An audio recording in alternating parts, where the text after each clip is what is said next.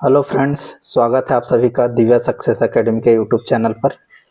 तो आज हमारा मैथ्स का क्लास रहेगा और बहुत बेहतरीन क्लास होने वाला है, जिसमें हम बहुत ही कम समय में ही आपका सारा का सारा सिलेबस पूरा कवर करने की कोशिश करेंगे और ऐसे क्वेश्चंस लेकर के आने वाले हैं जो डेफिनेटली आपको एग्ज़ाम पास करने में हेल्प करेंगे। बहुत ही मज़ेदार क्लास होने वाला है। तो चलिए शुरू करते हैं।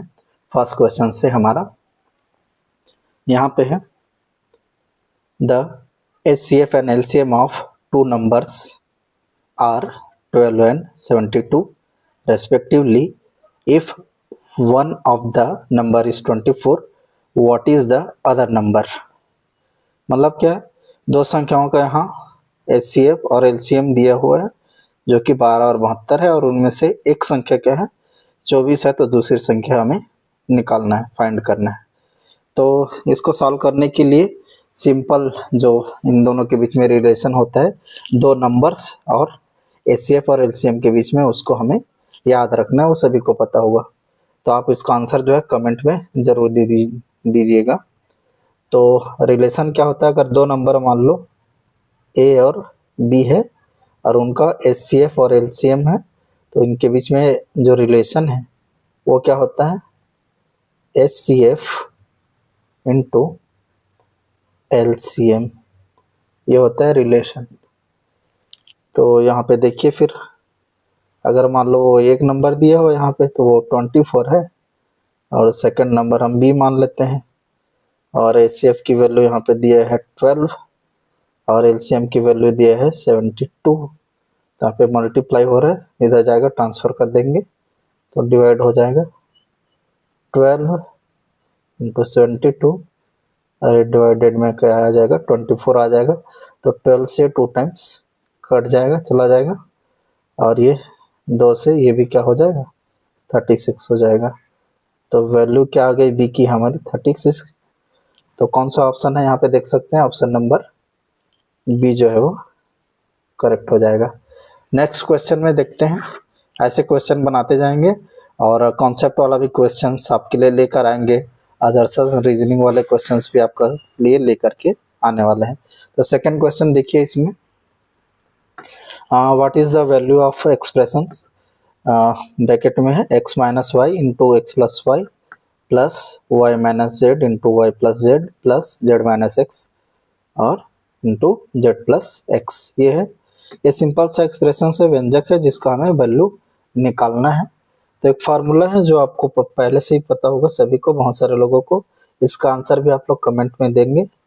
तो a minus B into A plus B, इसका फार्मूला क्या होता है, A square minus B square. तो ये देख रहे हैं जितने भी एक्सप्रेशन है उसी फॉर्म में है। तो फर्स्ट का क्या हो जाएगा, अगर हम सॉल्व करेंगे उसको, तो X square minus Y square. इसी तरीके से फार्मूला से कंपेयर कीजिए, तुलना कीजिए, ठीक है। ए और बी के जगह में यहाँ पे एक्स और वाई है, यहाँ पे वाई और जेड दिया है, तो वैसे करते जाएंगे। तो एक्स माइनस वाई स्क्वायर हो जाएगा इसका, यहाँ पे प्लस है तो प्लस, और ये वाई माइनस जेड और ये वाई प्लस जेड, तो इसका क्या हो जाएगा Y square minus Z square. ये प्लस है तो यहाँ पे प्लस लिख देंगे, और फिर ये भी क्या हो जाएगा Z square minus x square. देख सकते हैं कितना सिंपल है। तो यहाँ पे देख लीजिए, एक्स स्क्वायर यहाँ पे प्लस में है, इधर माइनस में है, कट जाएगा। यहाँ पे वाई स्क्वायर है माइनस में, यहाँ पे प्लस में है, यहाँ माइनस में है, जेड स्क्वायर यहाँ पे प्लस में है। तो अल्टीमेटली हमें क्या मिले, जीरो मिला। इतना बड़ा एक्सप्रेशन देख के डर जाते हैं, लेकिन देखिए एक छोटा सा फार्मूला अगर आपको याद है तो इजीली आप इसको सॉल्व कर सकते हैं। तो आंसर हमारा क्या हो जाएगा, जीरो हो जाएगा, जो कि ऑप्शन नंबर सी है। चलिए अब नेक्स्ट क्वेश्चन की ओर चलते हैं। नेक्स्ट क्वेश्चन देखते हैं, हमारा क्वेश्चन नंबर 3 को देखते हैं। यह है क्वेश्चन नंबर 3 हमारा, ठीक है। तो क्वेश्चन को सबसे पहले पढ़ना है, अच्छे से पढ़ना है, समझना है कि क्वेश्चन बोल क्या रहा है। तो आधा जंग वहीं पे आप जीत लोगे, ठीक है, कि क्वेश्चन को ठीक से रीड कर लिए ना। मतलब वही है, प्रश्न अगर पता है तो उसका उत्तर भी आप निकाल ही लोगे, ठीक है। तो प्रश्न को जानना, ये क्वेश्चन को रीड करना बहुत ही इंपॉर्टेंट होता है। तो देख सकते हैं क्वेश्चन क्या है, if the 4 angles of quadrilateral are in the ratio 1:2:3:4, ये इस तरीके से दिया हुआ है। And what is the measure of the largest angle? बहुत ही सिंपल है। यदि एक चतुर्भुज के चार कोण, ठीक है, 1 2 3 4 के अनुपात में है, तो सबसे बड़े कोण का माप क्या होगा? ठीक है, तो इस तरीके का रेशियो वाला जब भी क्वेश्चन आए तो इसका एक कॉमन रेशियो मान लेते हैं। ठीक है, कॉमन रेशियो जो सब में होता है, मान लो कॉमन रेशियो क्या है, 1x है, तो हम लिख कैसे सकते हैं, x है तो कैसे लिख सकते हैं, हम लिख सकते हैं 1 को x लिख सकते हैं, ठीक है, 2 को क्या लिख सकते हैं, 2x लिख सकते हैं, 3 को 3x लिख सकते हैं और 4 को 4x लिख सकते हैं। ठीक, अब इसके बाद करना क्या है, सभी एंगल्स तो मिल गए है ना, लेकिन अभी अननोन क्या है, अज्ञात क्या है, x है, जिसको हम लोग माने हैं, जो वैल्यू हम लोग सपोज करते हैं, मान के चलते हैं, उसकी वैल्यू लास्ट में निकालनी होती है। ठीक, ये वेरिएबल होता है। तो इसको सॉल्व करने के लिए, आगे सॉल्व करने के लिए क्या होना चाहिए, कॉन्सेप्ट क्लियर होना चाहिए, पता होना चाहिए। जो क्या होता है, जो क्वाड्रिलेटरल या चतुर्भुज होता है उसके चारों कोनों का योग, जो सम ऑफ 4 एंगल्स क्या होता है, सम ऑफ एंगल्स। ठीक है, चारों कोनों का योग कितना होता है, 360 360 डिग्री होता है। ठीक है, तो इसी का यूज करेंगे हम लोग यहाँ पे, तो क्या हो जाएगा, x plus 2x plus 3x plus 4x और ये 360। ठीक है, सबको ऐड कर दीजिए यहाँ पे, तो ये 3x हो जाएगा, 3a 6x 4x, तो कितना हो जाएगा टोटल 10x हो जाएगा, इज इक्वल्स टू, ये आ गया हमारा, x की वैल्यू यहाँ से निकाल लीजिए, 360 डिवाइडेड बाई 10 हो जाएगा, तो कितना आ जाएगा 36, कितना आ गया, x इज इक्वल्स टू आ गया हमारा 36 आ गया। ठीक है, अब वैल्यू पुट करते जाइए, फिर आपको आंसर मिलते जाएगा। अब बट हमें क्या करना है, सभी का आंसर नहीं निकालना है, हमें जो है लार्जेस्ट बोल रहा है, तो आपको पता है कि x स्मॉलेस्ट होगा 2x, फिर उसके बाद फिर 3x, तो सबसे लार्जेस्ट क्या होगा, 4x होगा, क्या होगा 4x। तो 4x में हम लोग क्या करते हैं, वैल्यू को रख देते हैं। ठीक है, तो ये 4x इज इक्वल्स टू हो जाएगा 4 इंटू एक्स। ठीक है, तो x की वैल्यू क्या है यहाँ पे 36 है, तो 4 इंटू 36। ठीक, तो ये क्या आ जाएगा हमारा, जब मल्टीप्लाई करेंगे इसको तो 144। तो कौन सा ऑप्शन हमारा सही हो जाएगा, ऑप्शन नंबर डी जो है सही हो जाएगा। नेक्स्ट देखते हैं क्वेश्चन नंबर 4, इसमें आते हैं। यहाँ पे क्वेश्चन नंबर 4 में दिए हुआ है, ये इस टाइप का क्वेश्चन बहुत मोस्ट कॉमन है, सारे टीचिंग एग्जाम्स में आते हैं, ये सभी स्टेट्स के टेट एग्जाम में भी आप इसको देख सकते हैं, ऑल टेट।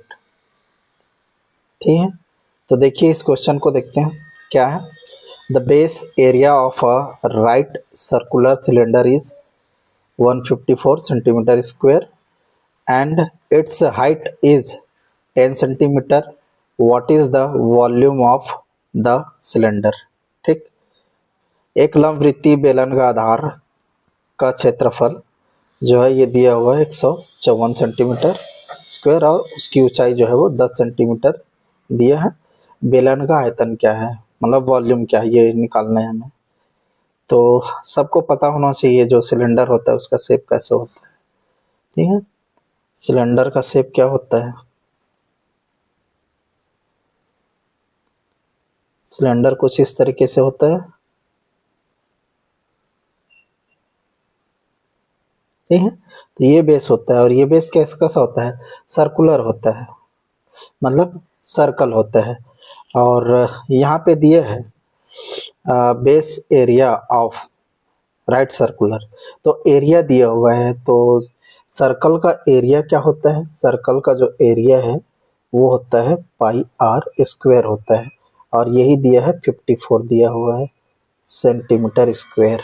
ठीक, अब उसके बाद एक फार्मूला है जो आपको पता होना चाहिए, जो सिलेंडर है उसके वॉल्यूम का, यानी कि बेलन के आयतन का, तो वॉल्यूम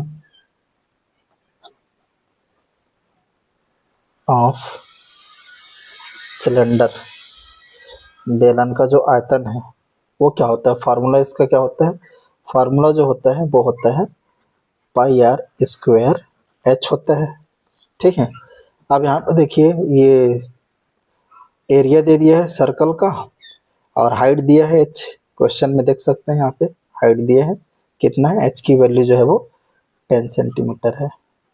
बस तो आपको ना ये फार्मूला बस पता होना चाहिए, फिर ये बहुत ही इजीली बन जाएगा। क्या करते हैं लोग जो है फार्मूला याद नहीं करते हैं, नहीं देखते हैं, ध्यान नहीं देते हैं, इस वजह से ऐसे क्वेश्चन छूट जाते हैं। बस वैल्यू पुट कीजिए और आंसर मिल जाएगा आपको, बहुत बड़ा कैलकुलेशन करना नहीं है यहाँ पे। ठीक है, तो इसमें देखिए हमें वॉल्यूम निकालना है, आयतन निकालना है बेलन का, तो पाई आर स्क्वायर का मान पहले से ही दिया हुआ है, कितना है 154 है, और एच है फार्मूला में क्या है एच है हाइट, वो भी दिया हुआ है, कितना दिया हुआ है 10 दिया हुआ है। तो देख सकते हैं यहाँ पर 10 दिया हुआ है, तो क्या हो जाएगा 154 इंटू 10 हो जाएगा, तो ये हमारा आ जाएगा 1540 सेंटीमीटर क्यूब। क्यूब क्यों हुआ, क्योंकि ये स्क्वायर है और एक एक्स्ट्रा डायमेंशन और आगे, इसलिए क्यूब हो जाएगा। तो हमारा ऑप्शन कौन सा सही होगा, ऑप्शन नंबर ए जो है वो सही हो जाएगा। देख सकते हैं तो बहुत ही इजी सॉल्यूशन है, ऐसे ही बहुत सारा क्वेश्चन आता है जिसको आप सॉल्व कर सकते हैं, बस ये फार्मूला में बस चेंज करके दे देगा, कभी रेडियस देगा तो कभी हाइट देगा, इन दोनों के आसपास ही क्वेश्चन जो है वो घूमता है। ठीक है, चलिए नेक्स्ट देखते हैं। नेक्स्ट क्वेश्चन हमारा क्वेश्चन नंबर 5, क्वेश्चन नंबर 5 है, इसको देखते हैं। अभी क्वेश्चन नंबर 5 जो है ये पेडागोजी से रिलेटेड क्वेश्चन है। ठीक है, तो इसको समझेंगे, सभी लेवल्स को समझेंगे। एक बार रीड करते हैं क्वेश्चन को।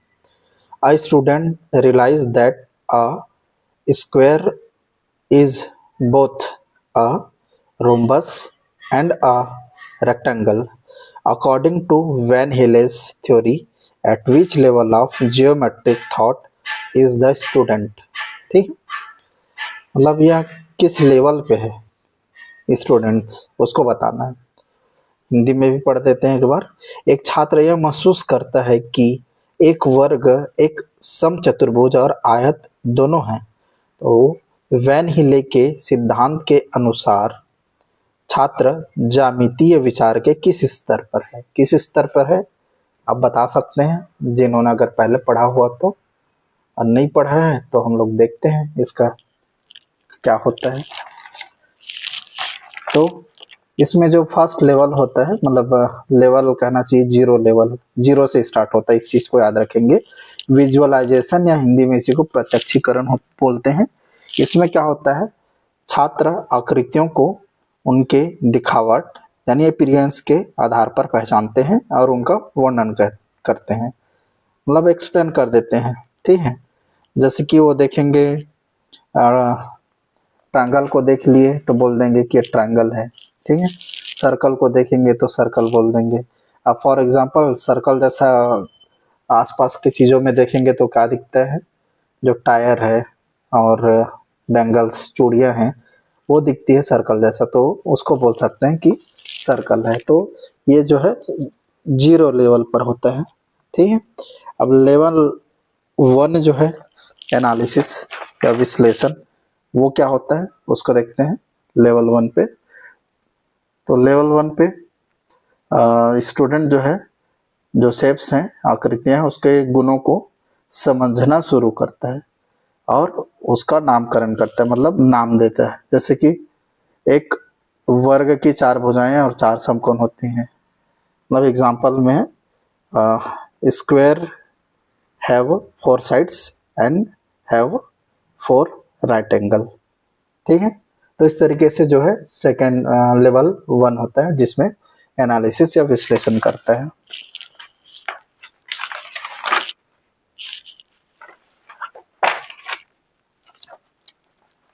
अब एग्जांपल में वो बता सकता है वर्ग और आयत के बीच अंतर कर पाना, मतलब प्रॉपर्टीज में नहीं, डायग्राम को देख के वो बता सकता है कि जो स्क्वायर है और रेक्टेंगल है वो कैसा होता है। अब लेवल 2 को देखते हैं। इनफॉर्मल, इसका और डिटेल हम लोग पढ़ेंगे थ्योरी क्लास अगर जब कराएंगे तब। इनफॉर्मल डिडक्शन, अनौपचारिक निगमन, इसमें क्या होता है, जो बच्चे आकृतियों को गुणों के आधार पे और परिभाषाओं के बीच में संबंध बनाते हैं। ठीक है, मतलब इसमें प्रॉपर्टीज को और डेफिनेशन को समझना चालू कर देता है और उनके बीच में रिलेशन बनाता है। ठीक है, जैसे कि वो यह समझ लेता है कि सभी वर्ग आयत होते हैं किंतु सभी आयत वर्ग नहीं होते हैं। Means every square is rectangle but every rectangle is not square. क्यों? क्योंकि स्क्वायर के सभी साइड्स क्या होते हैं, इक्वल होते हैं, लेकिन रेक्टेंगल के सभी साइड्स इक्वल नहीं होते हैं। फ्रंट साइड्स आर इक्वल, मतलब आमने सामने की जो भुजाएं होती हैं आयत में वो बराबर होती हैं। तो इस तरीके से वो जो है अंतर कर पाता है कि सभी वर्ग जो है आयत होते हैं, मतलब every square is rectangle but every rectangle is not square. ठीक है, और लेवल 3 है यहाँ पे औपचारिक निगमन या फॉर्मल डिडक्शन। तो इसमें स्टूडेंट्स क्या करता है, इसमें स्टूडेंट्स जो है वो प्रूफ देता है।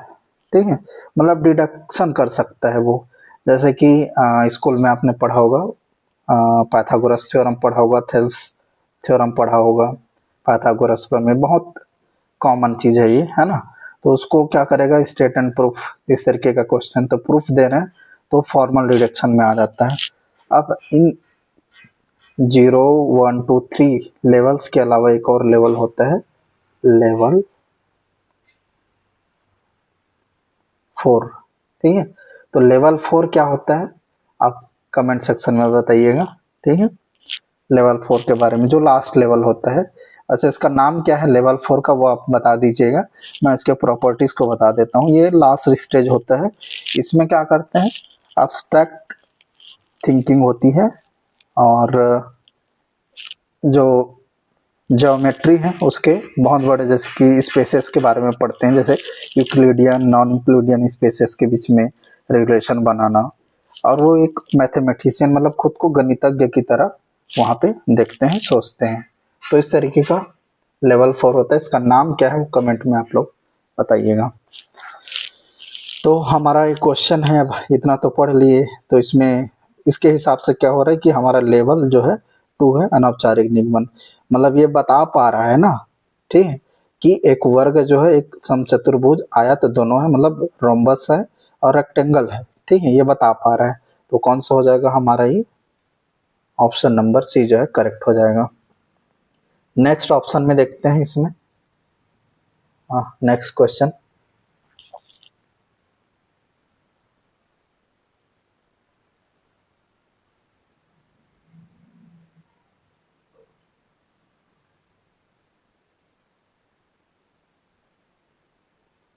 क्वेश्चन नंबर 6 है, इसको देखते हैं। तो क्वेश्चन नंबर 6 देखिए क्या कहता है, which of the following is an open ended question. इस तरीके के कई सारे प्रश्न आते हैं। ये ऑप्शंस अलग अलग हो सकते हैं, लेकिन ये जो क्वेश्चन है ये सेम रहता है। जो क्वेश्चन का स्टेटमेंट है, निम्नलिखित में से कौन सा एक मुक्त अंत वाला प्रश्न है, खुले सिरे वाला प्रश्न है, इस तरीके से बोल दिया जाता है open ended questions.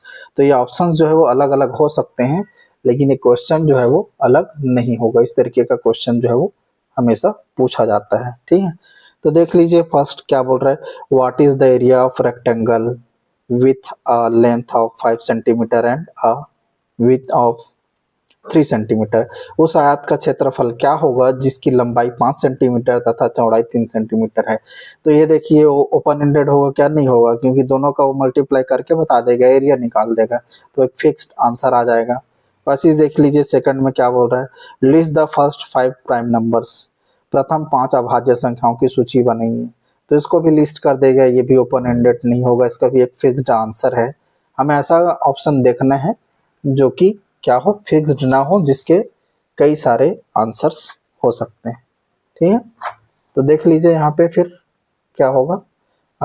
Option number C को देखते हैं, construct 2 different rectangle that both have a perimeter of 20 centimetre. ठीक है, दो भिन्न आयत का निर्माण कीजिए जिनके परिमाप 20 सेंटीमीटर हो। तो देख लीजिए यहाँ पे ये जो क्वेश्चन मतलब ऑप्शन जो सी है ये क्या है, ओपन एंडेड है। आप ऐसे बहुत सारे जो रेक्टेंगल है उसको बना सकते हैं, कंस्ट्रक्ट कर सकते हैं जिसका पेरीमीटर क्या हो, 20 हो। ठीक है, तो हमारा ओपन एंडेड वाला क्वेश्चन ये है। और ऑप्शन डी को अगर देखना चाहेंगे तो देख लीजिए यहाँ पे solve for x, direct x की वैल्यू आ जाएगी यहाँ पे ट्रांसफर करके। ठीक है, एक्स का मान के लिए हल कीजिए।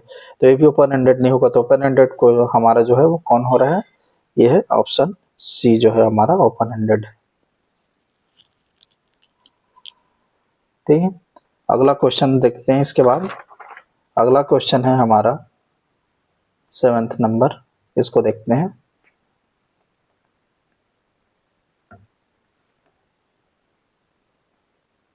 देख लीजिए 7 नंबर क्वेश्चन।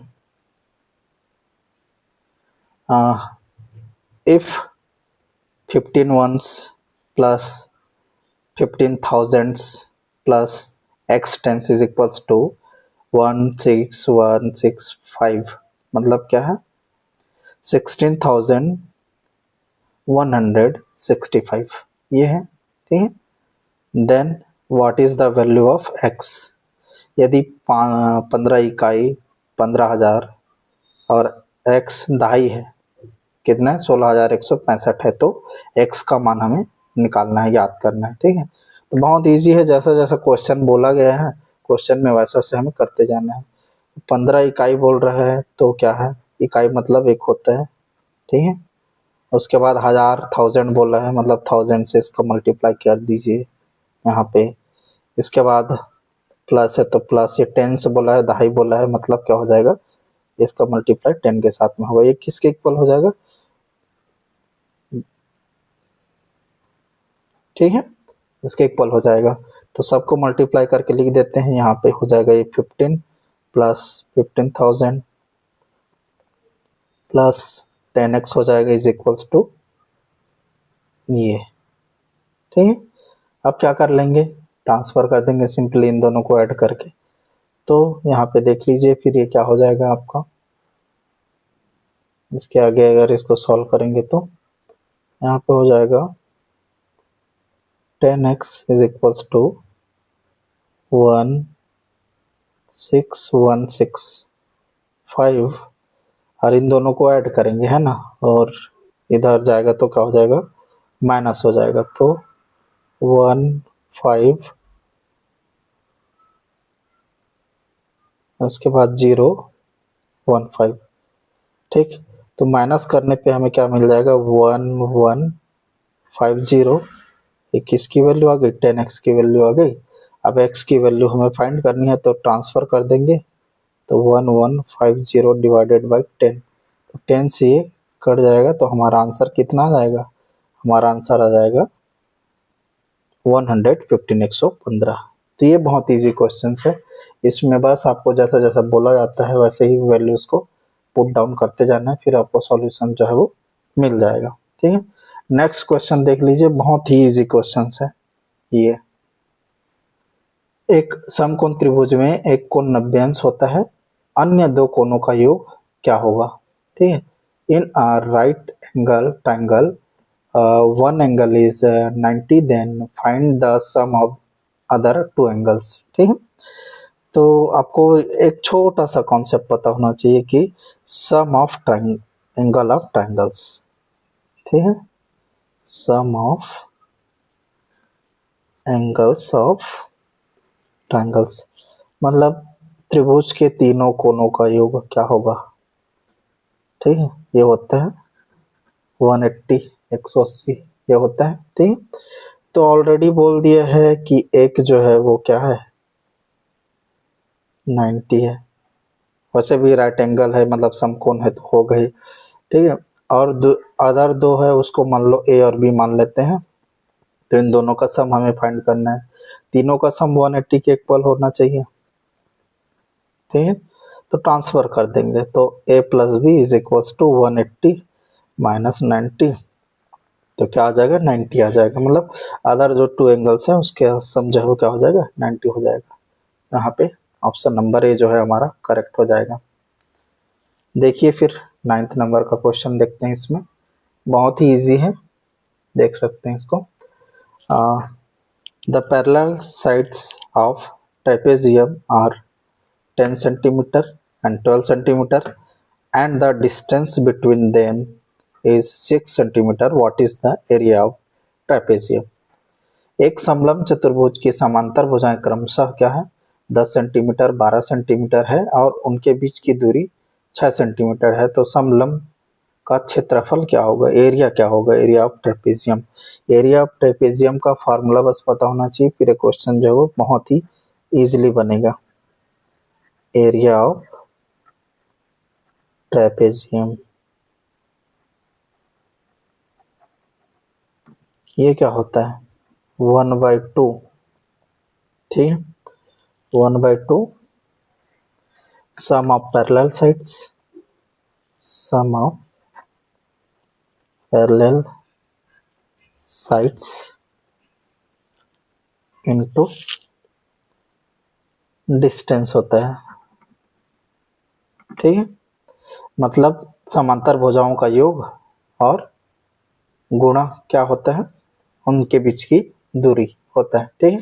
तो ये दिया हुआ है, वैल्यूज को पुट कर दीजिए। दोनों साइड्स की वैल्यू क्या है 10 सेंटीमीटर है और एक क्या है 12 है 12 है, और डिस्टेंस क्या है दोनों के बीच की 6 सेंटीमीटर है, ठीक है। तो वैल्यूज को यहाँ रख देंगे, ये ऐड करोगे तो क्या हो जाएगा 22 हो जाएगा, ब्रैकेट ओपन करेंगे तो मल्टीप्लिकेशन होता है, ठीक है। ये हो गया, यहाँ से कितना आ जाएगा आपका, सॉल्व करेंगे तो देख सकते हैं, इसको सॉल्व करेंगे तो क्या आ जाएगा आपका 66 सेंटीमीटर स्क्वायर। तो ऑप्शन नंबर डी हमारा जो है यहाँ पे करेक्ट हो जाएगा। तो ऐसे ही शानदार क्लास के साथ जुड़ने के लिए अभी जल्द से जल्द सब्सक्राइब कीजिए, और जितना ज़्यादा आप इस वीडियो पे लाइक्स और कमेंट्स करेंगे उतना ही जल्दी आपके लिए ऐसे ही बहुत सारे क्वेश्चंस MCQ का सीरीज लाया जाएगा, ठीक है। तो जल्द से जल्द इसको शेयर कीजिए। अगला देखते हैं, यहाँ पे क्वेश्चन नंबर 10 देखेंगे। क्वेश्चन नंबर 11 आप लोग के लिए होमवर्क रहेगा, ठीक है। तो यहाँ पे देखते हैं क्वेश्चन नंबर 10 क्या है। If 3/5 of a number exceed its 27/44 what is the number. ये है, तो क्वेश्चन को ठीक से पढ़ना है। क्या बोल रहे हैं, यदि किसी संख्या का 3/5 भाग, ठीक है, उसके 2/7 भाग से कितना है 44 अधिक है, तो वह संख्या ज्ञात कीजिए। जिससे एक्सीड है, अधिक है, या प्लस है, माइनस है, मल्टीप्लाई है, ऐसा बोलता है ना, उसी को ही दूसरे के फॉर्म में लिखा जाता है, ठीक है। तो यहाँ पे इसको बोल रहे थे, ठीक है। तो सबसे पहले हम नंबर को मान लेते हैं, सपोज, और नंबर कौन सा है, सपोज नंबर इज x। ये तो हम बहुत पहले से ही कर रहे हैं, स्कूल लाइफ से ही कर रहे हैं, छोटे हैं तब से कर रहे हैं। इसको क्या मान लेते हैं, सपोज x, ठीक है। तो नंबर इज x, ठीक। तो यहाँ पे बोल क्या रहा है क्वेश्चन में, ठीक है, कि 3/5 ऑफ नंबर एक्सिड्स, मतलब और किससे 2/7 से कितना है 44 एक्स्ट्रा है, ठीक है, एक्स्ट्रा है। तो इसको लिख सकते हैं कैसे, अधिक है बोल रहा है तो ये 3/5 नंबर का, तो नंबर x है तो 3/5 x हो गया, इज इक्वल्स टू, ये भी नंबर का ही भाग है, ठीक है, उसी का ही पोर्शन है।